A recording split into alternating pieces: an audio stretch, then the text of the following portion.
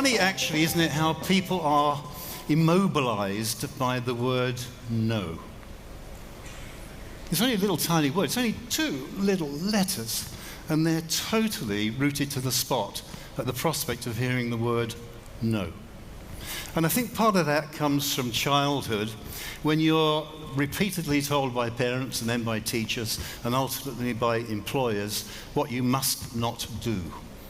Don't do that. No, no, no. And you hear no far more times than you hear the word yes, and eventually, like Pavlov's dogs, you become conditioned to not wanting to hear the word no. When we set off on this journey, August 1993, we hadn't got a clue what to do. Some people would say we still don't. But, we just didn't know what to do. So we said, well, businesses in general are built on disciplines, so we better impose a few disciplines on ourselves. And it was really a question of deciding between us what we could commit to by way of discipline. As Jane says, you marry the activity and divorce it from the result. So it didn't matter what the result would be, it mattered what the activity would be, because we knew, because averages always work for you, if we committed to enough activity, we would surely get the results. So we didn't know what to do, but we were in the middle of we've got 4 kids. One of us was in the middle of a divorce. I can't remember which of it was, but there was a divorce going on, and we knew there was another one coming. We weren't the root cause of those divorces, all right? But we had these 4 kids. I also was running a business that was going down the toilet. And it's interesting how you work to a crazy logic when things are failing, that somehow, if I work harder, it will put it right. And I'll let you into a secret. In conventional business, it doesn't. All you do is you finish up working yourself into the ground, which is actually what I was doing at that time. So within that framework and not knowing what the heck we were doing, what can we commit to? And it was a commit to by way of contact with people. Now remember, this is pre-Facebook. This is almost pre-internet. All right? What can we commit to and how can we do it? So we said, well, between us, I reckon we should commit to 5 contacts a day. Why 5? I don't know why 5, but we just decided. In hindsight, I wish we'd committed to more. But you can only do what you can do in the light of what you think you know. So we said 5 a day. We also had other things we had to attend to and create a life together as well. So we worked on the basis of a 5-day week. We could commit to 5 a day. So, in our first year, we actually made contact with 1,582 people. Some of those people we knew, some of those people we didn't know. When I talk about a contact, I don't mean about making a presentation to them, but making contact with them in one way, shape, or form. It could be a letter. It could be a telephone conversation. It could be, one of mine was actually with a woman with her backside on the fish counter in the supermarket. It was making contact with another human being. It's a face-to-face, eyeball-to-eyeball business. And I've always loved that because you can gauge the response of the person by what they display. Very difficult to do that down the end of a telephone or an email or anything else like that. So face-to-face, I love it. Because you can see the question in somebody's eyes while you're standing in front of them. They were initial contacts. They weren't making presentations about forever. They were actually opening up the door to having a subsequent contact. Okay? So from that 1,582, we had 502 second contacts. And this is where we explored the possibility of discussing with them what we were doing, and would they like to explore the possibility of seeing if there was something in it for them. You notice it's 1 in 3. That was interesting. And that put us on the path, really, to understanding that we had to keep tabs on the results of that activity.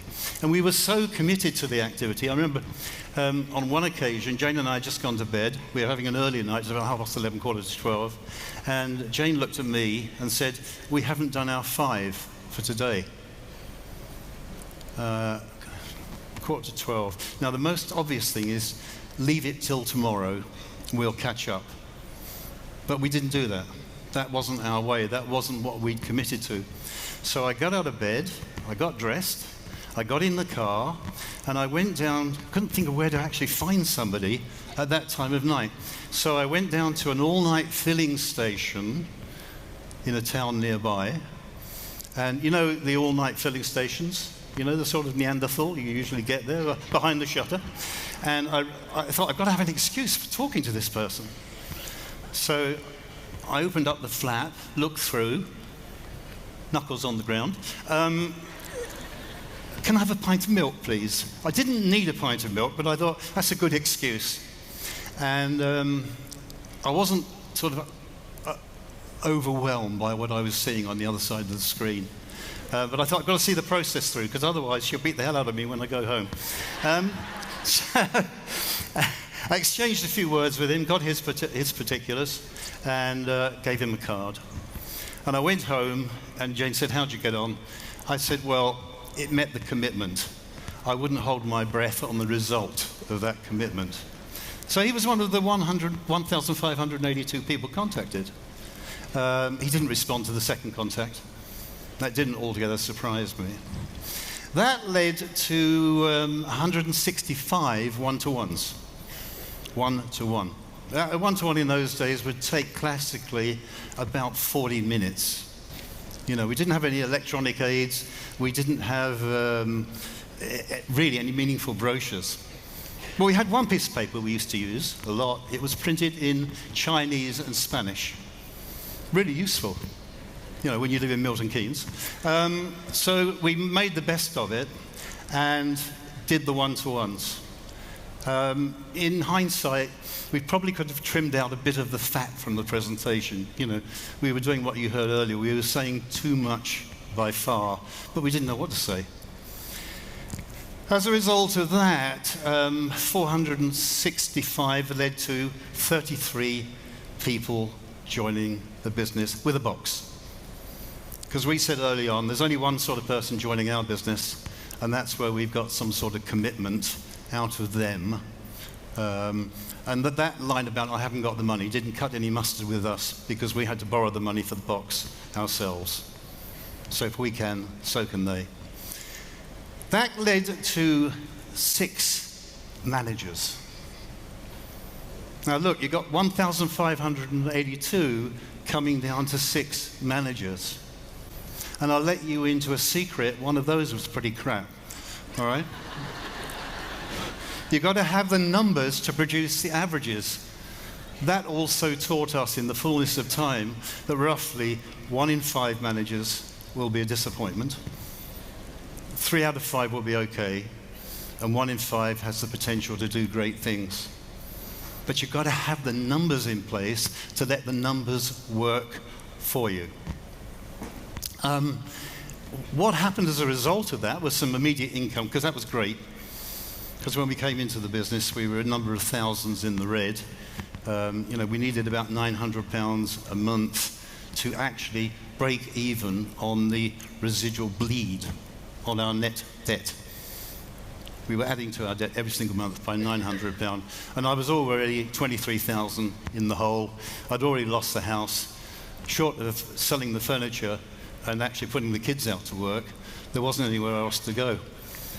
So, let's see what that led to by way of royalty. I hope this is on the screen. It hasn't got it on the screen. Interestingly enough, the first £43,000 a year residual income from our business. Not all at once, but just that effort in 1 year led to £43,000 of residual income. Was it worth having to endure the word no to have £43,000 worth of residual income? The answer is yes. And yes, interestingly enough, is a far more powerful word than no. No has only got 2 letters. Yes has got 3.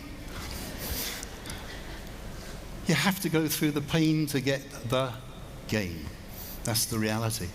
So I would encourage everybody to know your stats. When you know your stats, you know what you have to do. And it doesn't matter what other people's stats are, it's your stats. And the other thing is, the more you do, the better you get. So if you know your stats, you will see the figures gradually improving and improving and improving because you are practicing. And most people don't put enough practice into their business. You will only evolve into a red-hot networker by giving yourself the chance to evolve into a red-hot networker. Yes, your first few telephone calls are probably a total disaster, but they get better. If you just think, what did I say? What was the result? Could I do that better? And it's a bit like a champion tennis player. They've had to hit the ball over the net a lot of times. They just didn't go out at Wimbledon and win the championship. And most people don't give themselves a chance to be truly successful because they don't put their practice in. In network marketing, as in any other sector, it's about 10,000 hours of practice. To be so good, you are dangerous to yourself and everybody around you. Am I making sense? You know, when people say, I can't do what you can do, that is nonsense. You can do what I do, but you can do it with practice. Don't expect to come in on the first day, the first week, or the first month and do what I do, but learn how to do it. And I personally believe that you'll be better at it than I am. That's the other thing. Always keep your feet on the ground. It's not about you. It's what you can help them become. So know your stats. Know what's driving your business forward.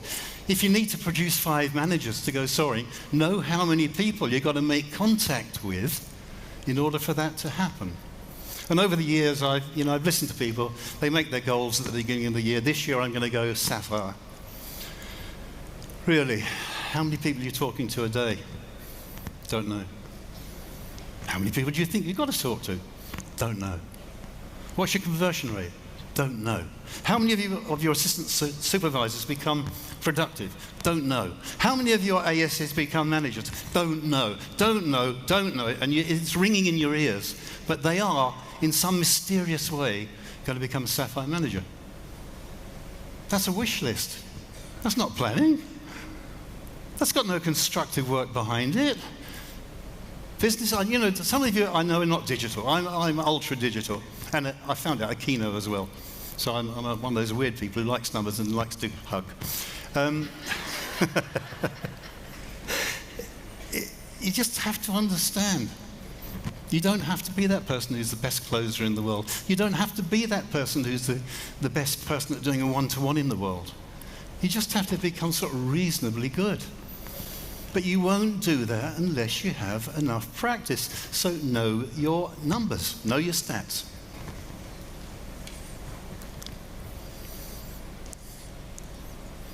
The reality is that most people don't hear enough no's. When I'm talking to somebody and analysing what they're doing, I'm not really interested in how many yeses they got. How many no's did you get?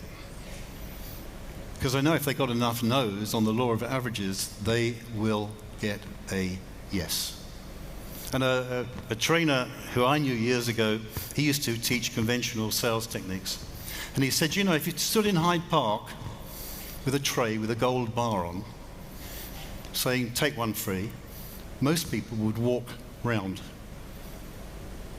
They would avoid coming into contact with the tray with the gold bar. They'd find every reason under the sun why they shouldn't at least go to it and pick it up and see if it was real, or scratch it, or do something with it. But what we know is there will always be somebody who comes and picks up the gold bar. You see, you just want to know which one. Unfortunately, they're not identifiable by the way they look. or the way they dress, or their profession, or their education, their height, their color, or anything else. It's just the way it is. So don't try and beat the averages. Try and use the averages. Don't try and precondition your thinking into, oh, this one's going to be so good. I can't tell you the number of times I've done that. I've come home and said to Jane, oh, I've just found an absolute fantastic one. We do the little happy dance around the kitchen. Because we always did, every time we celebrated it. Another one bites the dust. And it was a little more exaggerated than that, all right, at the time. And as often as not, we were totally wrong. And then we'd find somebody and say, we're not sure, really. A bit of a mouse, you know, a bit introverted. And the next thing you know, they blossomed and turned into something which was within their potential, not within our perception. Does that make sense? Yeah, don't prejudge people. Just give them the chance to let the averages work for them personally. So no, it's a horrible word. I still hate it.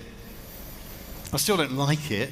People say, oh, you're a diamond, you've done thousands of these things. You must be absolutely immune to the word no. No, it still hurts. Occasionally I have to fight the impulse not to headbutt them.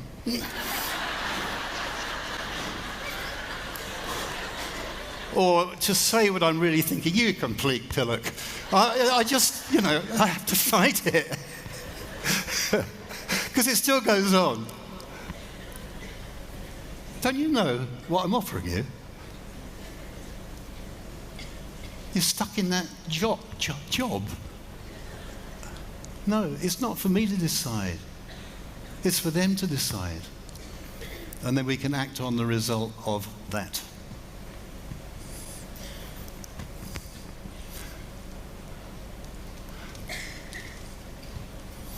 So, how many no's can you get? If you know your stats, you'll know how many no's you're getting. If you don't know your stats, you won't have a clue. Everybody says no. Really? I was under the impression there are about 64 million people in this country. How many said no? 3. What, today? No, this month. Not a snowball in hell's chance of being successful. Really? When I first, this is absolutely true. When I first started, I still had the vestiges of a childhood stammer, all right? And it was my biggest fear. The reason why I became a surveyor and worked on sites and spent a lot of time on my own wasn't because I smell or I was, you know, it was the fact I just couldn't cope with this stammer. And then I found I could put it to advantage because when I got very nervous or very excited, the stammer would come out. So when I started talking to people about the opportunity, I'd go and Rex, and eventually I said, oh, bugger it, I'll sign up.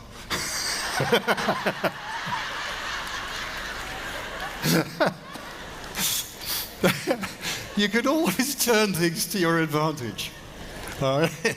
If you think about it in the right way and you want to do it. And always behind my thinking was the fact I did not want my children being taken into care by the local authority. Because if you can't provide a home for them, that's what happens, folks. If you can't care for them, that's what happens. We'd lost the house. We'd even lost 2 of the houses we were renting. Where did you go from there? And it was really simple. Push comes to shove, there is no way on God's earth I'm going to allow the local authority to take my children. They'll have to do it over my dead body if necessary. So no wasn't that big a deal, really, was it, within the scheme of things? So just become immune to the problem. Practice your yeses. Because yes is a lovely word. Yes, 3 magic letters. Oh, will every yes result in your fortune? No, it won't. That's the reality. But if you don't have a number of them, you don't give yourself a chance. If you don't churn the numbers, you will never be highly successful in this business. And one of the reasons why this line is so successful is that we are world champions at the word no. That's the reality. Get more no's in your life, get more money in the bank. It's very simple. Is it easy? No, it's not. If it was easy, everybody would do it. And they don't. They could, but they don't. Any more than if you say to somebody, would you like a glass of red wine? Most people will say either yes or no. You've got no control over it. You're not going to beat them up, are you, when they say, no, I don't want a glass of red wine. You can't do that. All you can do is ask the question. If you said to somebody, do you want a cup of tea? And they go, no, you go, no, you don't. All right? So understand how numbers work for you or don't work for you if you don't keep track of it. Up the activity, talk to more people, get more no's, get more yeses, get rich.